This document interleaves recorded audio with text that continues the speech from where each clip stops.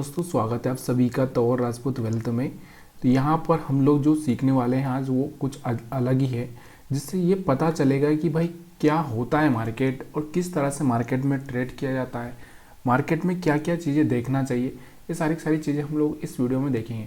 तो यहाँ पर सबसे पहले मैं आपसे जो बात करने वाला हूँ, देखिए अगर आप कितने भी इंडिकेटर लगा लो, चाहे आप किसी भी इंडिकेटर को लगा लो, कोई RSI हो या कोई भी जो मतलब एक तरह से वॉल्यूम हो, ये सारी चीज़ें जो लगा लो, मतलब कहने का मतलब क्या है कि जितने भी हैं सब लगा लो, कोई मतलब नहीं है। अगर मैं यहाँ पर बोलूँ तो उनका किसी का मतलब नहीं है, जब तक आपको प्राइस एक्शन समझ में नहीं आता। प्राइस एक्शन मतलब एक देखो, प्राइस एक्शन का मतलब ही क्या होता है कि जो चार्ट पर दिखता है वही सबसे इम्पोर्टेंट है, वही है, वही से आपको सारी चीज़ें यहाँ पर समझ में आने लगेगी। अब क्या हो सकता है, किस तरह से हम लोग ये चीज़ें देखेंगे। तो सिंपल ही मैं आपसे एक ही बात पूछना चाहता हूँ कि देखिए चार्ट कब चेंज हो रहा है, इस चीज़ को आपको देखना है।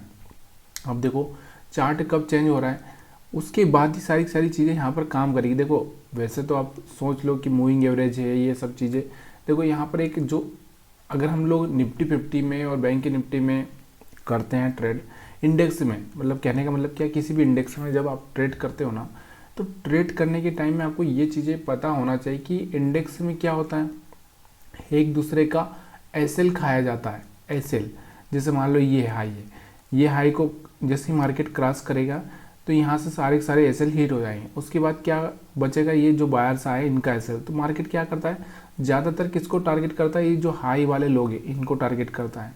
तो यहाँ पर ये प्राइजेक्शन बिल्कुल अलग है। और इसका जो दूसरा प्राइजेक्शन अगर आप देखोगे, किसी स्टॉक्स में देखोगे जाकर, तो किसी स्टॉक्स में अगर आप देखोगे तो वहाँ पर प्राइजेक्शन बिल्कुल अलग होगा, क्योंकि अगर वो ब्रेकआउट कर रहा है तो कहीं ना कहीं वो ऊपर जाने की कोशिश कर रहा है। ठीक है, चलिए सबसे पहले हम बैंक निफ्टी पे ही समझते हैं।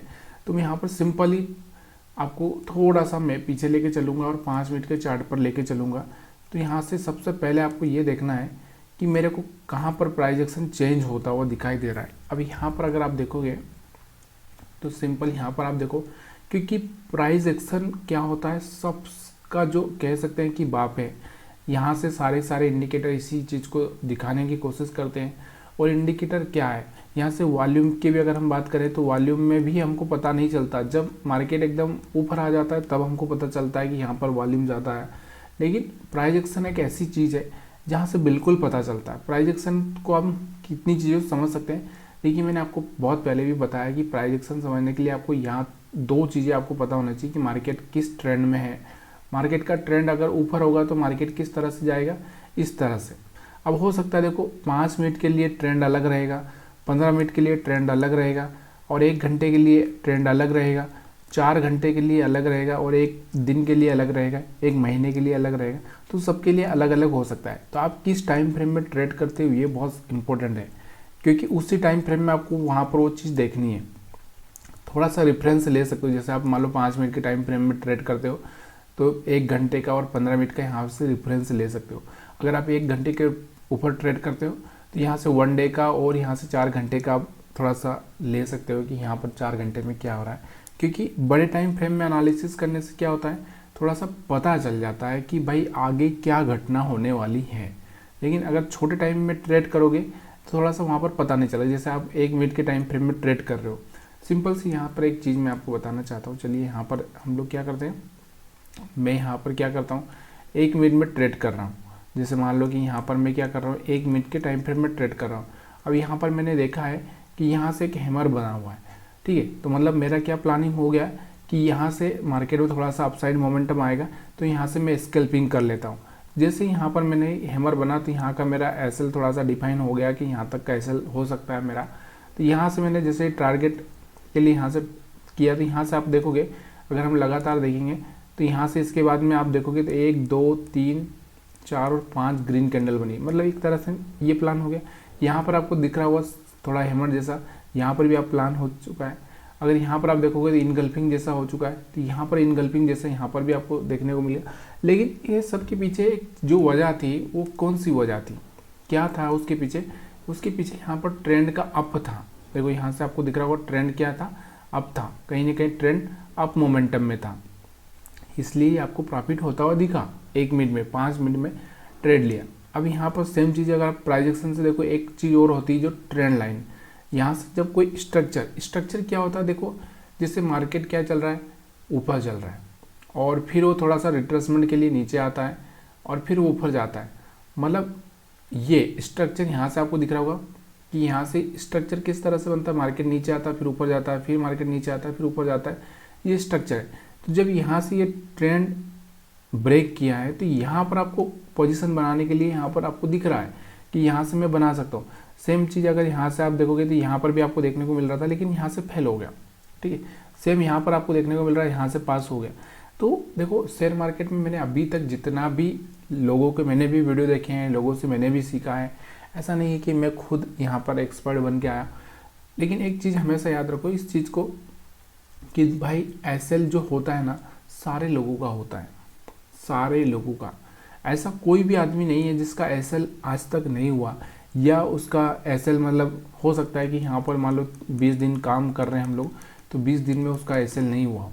20 दिन में हो सकता है उसका एसएल यहाँ पर 5 बार एसएल हुआ हो, 6 बार एसएल हुआ हो, 7 बार भी हुआ हो, लेकिन एसएल होता है। हाँ, ये चीज़ अलग होती है कि वो एसएल जैसे होता है तो जैसे मान लो उसको पता चला कि यहाँ से ट्रेंड मेरे अपोजिट जा रहा है तो यहाँ तुरंत कट करके निकल जाता है, तो छोटा एसएल होता है। छोटा एसएल जैसे मान लो कोई 5 लाख में ट्रेडिंग करता है तो वो देखता है कि यहाँ से उसको 10,000 का लॉस हो रहा है, वो कट करके निकल जाता है, वो वेट नहीं करता है। और जब वो पैसा बनाता है तो 50,000 बनाता है इसके अपोजिट। तो ये चीज़ें आपको याद होना चाहिए, क्योंकि बेसिक एक चीज़ हमेशा याद रखो, कोई ही नहीं जानता कि आगे क्या होने वाला है। ये सिर्फ हम प्राइजेक्शन देखकर ही डिसाइड कर सकते हैं कि मार्केट में आगे क्या होने वाला है। अब यहाँ पर आप देखोगे जो प्राइजेक्शन हमारा चल रहा था अप मोमेंटम में, आपको दिख रहा होगा ये दिख रहा होगा। अब इसमें एक चीज़ हमेशा ध्यान दो, कभी भी इसने अपना लोअर लो ब्रेक नहीं किया है, ये आपको दिख रहा होगा कहीं पर अपना लोअर लो ब्रेक नहीं किया। तो इसलिए हम मान सकते हैं कि देखो मार्केट ऊपर जा रहा है, ऐसे घूम रहा है, ऊपर ऐसे घूम रहा है और फिर यहाँ से इस तरह से मोमेंटम कर दिया। मतलब इस कंडीशन में कहीं पर भी इसने अपना लो ब्रेक नहीं किया है। जब कोई मार्केट अपना लो ब्रेक नहीं करता है तो थोड़ी पॉसिबिलिटी बढ़ जाती है। मतलब इसका मतलब ये नहीं कि हम यहाँ पर ऐसे लगा के नहीं चले, ऐसे लगा के रखना पड़ेगा आपको। ठीक है, तो ये चीज़ें आपको समझ में आ रही होगी। उसके बाद अगर मैं यहाँ पर और भी चीज़ें आपको दिखाने की कोशिश करूँ, देखो यहाँ से आपको दिख रहा होगा सेम चीज़ यहाँ पर आपको देखने को मिल रही है, ये वाले यहाँ से ब्रेक किया, यहाँ से आप ट्रेड प्लान कर सकते हो, यहाँ का एसएल रख के ट्रेड प्लान कर सकते हो।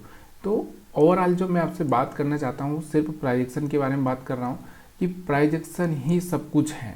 अगर आप इस चीज़ को समझ गए, अब देखो प्राइजेक्शन को आप किस तरह से देखो, मैं आपको यहाँ पर एक और चीज़ बताता हूँ। जैसे 2 लाइनें अगर आप देखो, हम क्या करते हैं, ये एक लाइन खींच दी मैंने, ठीक है। मार्केट क्या करेगा, इस लाइन की रेंज में रहेगा, ऊपर जाएगा नीचे आएगा, ऊपर जाएगा नीचे आएगा, ऊपर जाएगा नीचे आएगा। तो ऐसी कंडीशन में आप क्या कर सकते हो, ये वाला पॉइंट में हम अक्सर क्या करते हैं, सेलिंग के लिए बैठे रहते हैं। हम क्या सोचते हैं कि यहाँ से मार्केट लो ब्रेक कर देगा, सेल हो जाएगा। जैसे आपको यहाँ पर दिख रहा होगा एक ट्रेंड लाइन, यहाँ से मैं लगा दूँ तो यहाँ से आपको दिख रहा मिल रहा है वही है। तो यहाँ से मार्केट ऊपर गया, फिर नीचे आया, फिर ऊपर गया नीचे आया, ऊपर गया नीचे आया।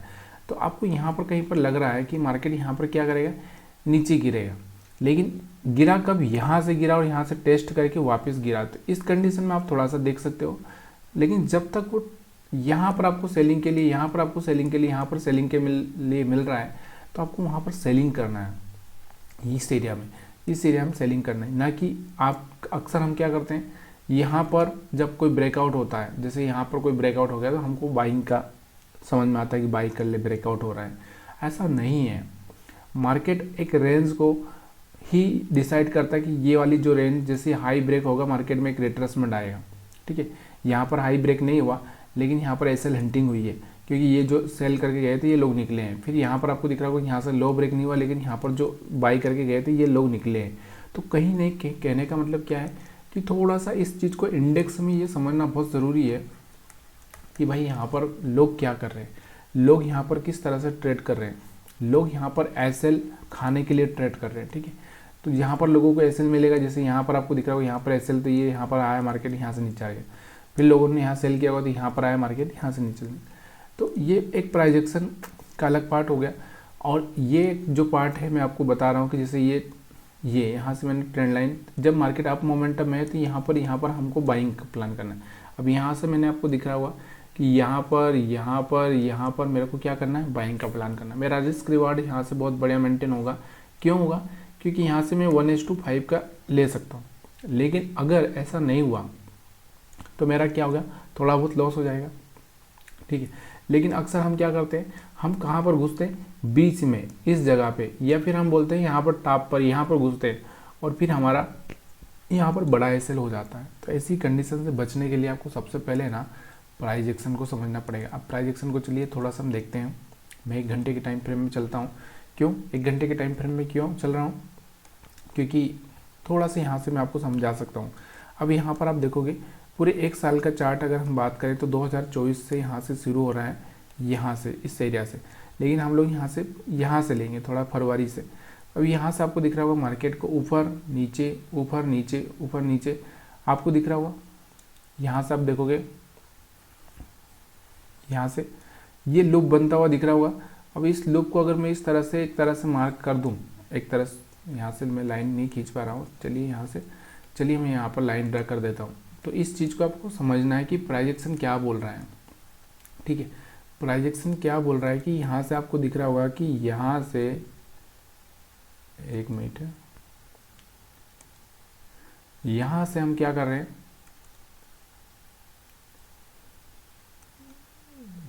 यहाँ से हम क्या कर रहे हैं, यहाँ से एक लाइन खींच दे रहे हैं, ठीक है। अब वो लाइन एक ऊपर से हम लाइन खींच दे रहे हैं, यहाँ से आपको दिख रहा होगा सेम चीज़ यहाँ से, ठीक है। अब इस बार मेरे को आप ये बताइए कि अब यहाँ से कितनी बार आपका एसएल हिट हुआ और कितनी बार आपको प्रॉफिट मिला। देखो मैं हमेशा क्या बोलता हूँ कि एक चार्ट होना चाहिए, चार्ट मतलब एक तरह से आपका एक चैनल होना चाहिए।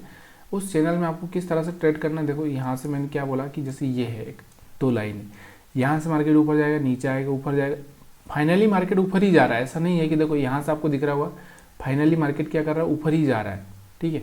लेकिन एक जो जोन है वो जोन को आप समझने की कोशिश करो कि इस जोन पे मार्केट यहाँ से आपको दिख रहा हो, यहाँ पर buying buying buying buying buying buying buying buying दे रहा है आपको, यहाँ पर बाइंग दे रहा है, यहाँ पर आपको दिख रहा होगा selling selling selling selling selling selling, यहाँ पर भी सेलिंग, यहाँ पर भी सेलिंग, यहाँ पर भी सेलिंग। अब आप यहाँ पर सोचिए कि आप कितनी बार, अगर यहाँ से आप गिनती लगाओगे तो यहाँ से 1 2 3 4 5 6 और यहाँ से 7 और 8, यहाँ से 8, यहाँ से 1 2 3 4 5 6 7 8, ठीक है। तो यहाँ से 8, ऊपर भी 8 और नीचे भी 8, मतलब 16 बार आपने यहाँ से 1:5 का मैं यहाँ से रिस्क रिवार्ड लिया है, ठीक है। अब यहाँ पर आपका एसएल कहाँ पे हुआ होगा, एक ये वाले एरिया में हो सकता है कि यहाँ पर 2 एसएल हो गया हो। कितना? यहाँ पर 2 एसएल हो गया होगा। कितना? 2। और उसके बाद में अगर हम बात करें तो यहाँ पर आप देख रहा होगा यहाँ पर 2 एसएल, तो सीधे आपका एसएल कितना हो गया, 4 एसएल। तो यहाँ पर आपको दिख रहा होगा 4, तो 12 में आपका कितना प्रॉफिट हुआ, 1:5। और यहाँ से आपको दिख रहा होगा यहाँ से कितना एसएल गया होगा, थोड़ा बहुत। यहाँ से अगर हम बात समझ ले कि एक मान लो आपने यहाँ से थोड़ा बहुत, कितना समझ लो, एक तरह से थोड़ा आप किस क्वांटिटी में ट्रेड करते हो उसके हिसाब से आप समझ सकते हो। लेकिन यहाँ पर आपको 12 बार प्रॉफिट हुआ है, 1 साल में 12 बार। तो ये मौके होते हैं। अब यही चीज़ें, सेम चीज़ें आपको देखने को मिलती है इंट्राडे में। ऐसा नहीं है कि यहाँ से इंट्राडे में आपको ये चीज़ें देखने को नहीं मिलती, इंट्राडे में देखने को मिलती है। तो इसलिए ये, अब जैसे यहाँ पर मैं आपको वही बता रहा हूँ कि ये हो गया कि यहाँ से आपको दिख रहा होगा सेम, यहाँ से आपको दिख रहा होगा ये वाला एरिया, ठीक है। इंट्राडे में लेके आया मैं 5 मिनट के टाइम फ्रेम में, ठीक है। तो यहाँ पर आप देखोगे मार्केट ऊपर गया, नीचे आया, ऊपर गया, नीचे आया, तो यहाँ पर भी आपको वही देखने को मिल रहा है। देखो यहाँ से आपको ये सेल वाला एरिया, ये सेल वाला एरिया यहाँ, और यहाँ से आपको दिख रहा होगा कि ये वाला बाय वाला एरिया, यहाँ पर एक बाय वाला एरिया है। अब इसको ब्रेक कर दे, रिटेस्ट किया, हम यहाँ पर सेल कर सकते हैं। लेकिन आपको दिख रहा होगा ना कहीं यही ट्रेंड चल रहा है ना, कुछ ट्रेंड तो चेंज नहीं हो रहा है। तो ये चीज़ें आपको समझनी है। देखो इंडिकेटर विंडिकेटर कुछ काम नहीं करेगा जब तक कि आपको ये चीज़ें समझ में नहीं आएगी कि भाई किस एरिया में सही चीज़ें हो सकती है। वीडियो देखने के लिए आप सभी का बहुत बहुत धन्यवाद। वीडियो पसंद आया तो वीडियो को लाइक शेयर कमेंट करना मत भूलिएगा।